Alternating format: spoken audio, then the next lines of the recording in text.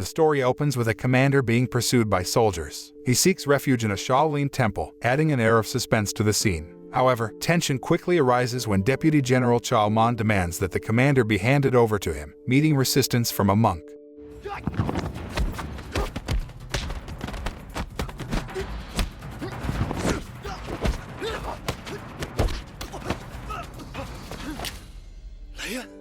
Soon after, the infamous and heartless General Hou Jie appears. We witness firsthand why he has earned his reputation as the cruelest general when the defeated commander pleads for mercy, offers all his riches, and is still brutally murdered.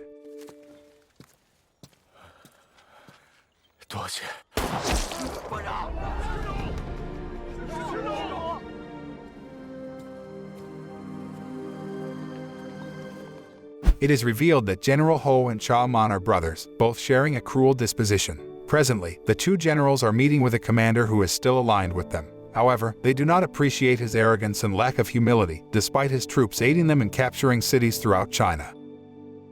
One fateful day, the two brothers received a guest from the west, Captain Peter, who brought with him a rare and never-before-seen item, a Gatling gun. He proposed a deal with General Hou, provide assistance in the construction of a railroad and receive 1,000 units of this advanced weaponry. However, General Hou turned down the offer, firm in his cruel and inhumane ways. It was revealed that General Hou possessed a strong sense of nationalism and refused to let the Western countries control his homeland. On the other hand, Shaolin, his younger brother, saw the potential benefits of accepting the deal and urged his brother to reconsider. General Hou realized the need to bridge the gap with his stubborn brother and give him a better understanding of his motives.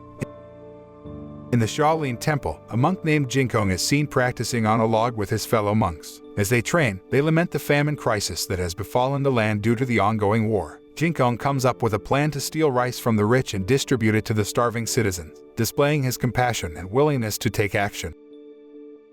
Meanwhile, General Hou is shown to have a softer side when it comes to his family. He becomes angry with his son's nanny for falling at the door, but in front of his loved ones, he reveals himself to be a caring husband and father. Despite his reputation for being cruel and fierce, General Hou is humanized by his love for his family. The tension builds as Shaolin informs General Hou that the commander has invited him to dine at a restaurant the following day. Unbeknownst to the commander, General Hou plans to kill him to gain control of his territory. However, his wife, who opposes the idea, learns of the plan. The next day arrives, and as Jinkong and the other monks steal rice from the homes of the wealthy, General Hou and his family arrive at the restaurant to meet the commander. But their plans are interrupted when Shaolin betrays his own brother, hiring hitmen to kill General Hou and his family. In a shocking turn of events, General Hou remains focused on his plan to kill the commander, unaware of the betrayal unfolding around him. He sends his wife and son away before taking out his gun and shooting the commander, who had considered General Hou a brother.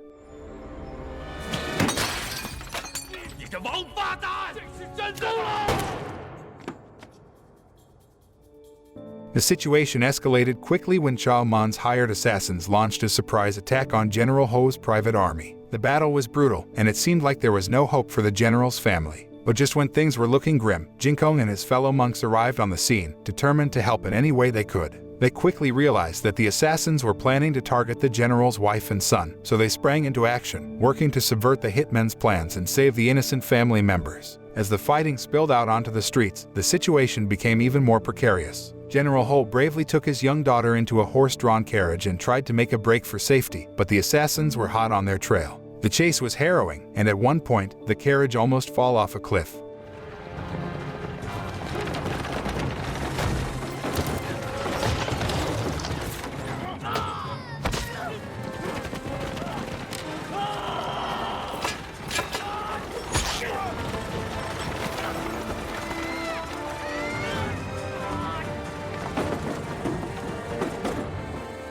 Miraculously, the general managed to save his daughter just in the nick of time.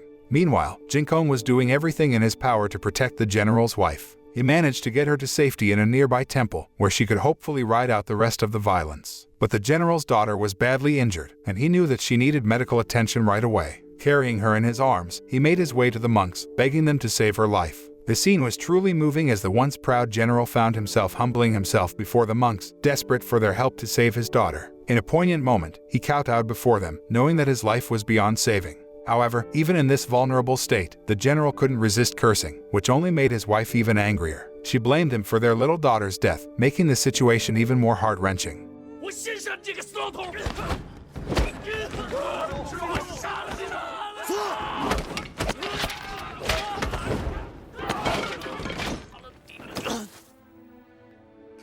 After he regained consciousness, the beaten general decided to leave the monastery, feeling defeated and lost. However, his escape attempt was short-lived, as he accidentally fell into a trap hole dug by the monastery cook, Wu Dao. The general found himself trapped in the pit for days, alone with his thoughts and regrets. Meanwhile, the general's brother, Shaolin, was busy spreading lies about him being a fugitive. Shaolin's quest for power was brutal and merciless. After successfully usurping his brother's throne, he ordered the slaughter of any soldiers who remained loyal to the general, including one of the general's closest aides who remained steadfast until the bitter end.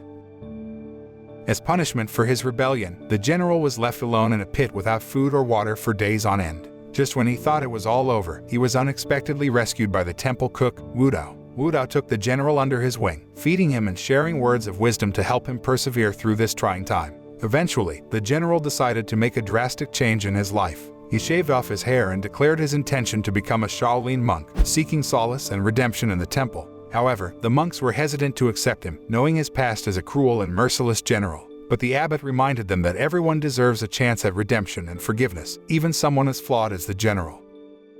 The tragic loss of his daughter had a profound impact on the once hardened general. No longer did he possess a heart of stone. Instead, he became a gentle and compassionate person, always sporting a smile on his face. Initially lost and adrift, he found a new sense of purpose in life through the kindness of the monks at the monastery. Though he could never forget his beloved daughter, he had finally come to terms with her death. Meanwhile, Shaolin's thirst for power only grew stronger. He met with government military officials, including Captain Peter, hoping to gain their support in building a railroad. However, these officials, like the general before them, refused to cooperate. Unwilling to accept their refusal, Shaolin used his newfound power to punish those who dared to defy him. Time passed, and the construction of the railroad was in full swing. Shaolin's greed had reached new heights, as he enlisted locals to dig up ancient Chinese artifacts to pay Captain Peter for the weapons he provided. He treated his own people like animals, locking them up and slaughtering them to silence them about his illegal activities. One fateful day, the villagers ran to the temple seeking refuge, having been oppressed by Shaolin and Captain Peter. The general, knowing his brother's true character, decided to surrender himself and take a stand. With a heavy heart, he slapped Shaolin for what had happened to his daughter.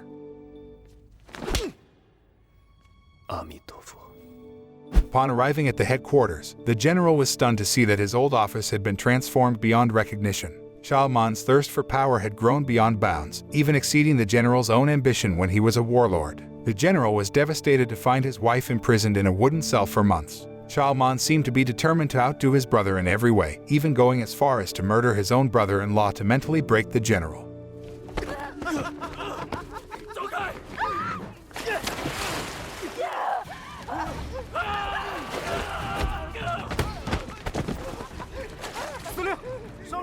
Shaolin was interrupted by a commotion from inside the warehouse, which turned out to be Jinkong and the monks secretly freeing the hostages. In order to ensure the safety of the villagers, one of the senior monks had to sacrifice himself.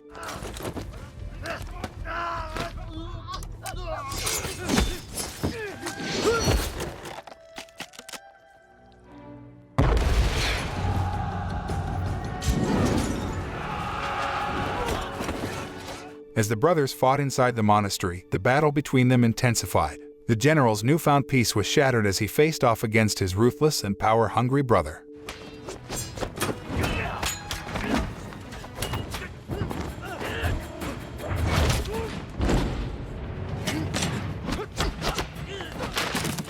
Meanwhile, Jinkong and the monks fought bravely outside against Shaolin's army, but were overwhelmed by a skilled assassin. In a desperate move, Jinkong sacrificed himself to take down the assassin.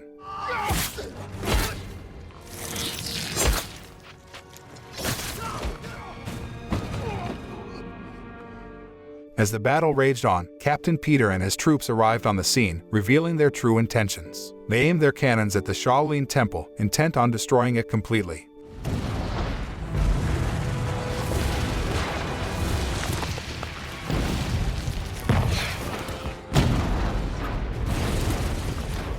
Amidst the deafening sound of cannon fire, the general and Shaolin were locked in combat. Despite being caught up in the heat of battle, the general never forgot his duty to protect his comrades. Suddenly, he realized that there was imminent danger and acted quickly to save his brother. In a moment of selflessness, he sacrificed himself for the life of Shaolin, displaying the bond of a true sibling.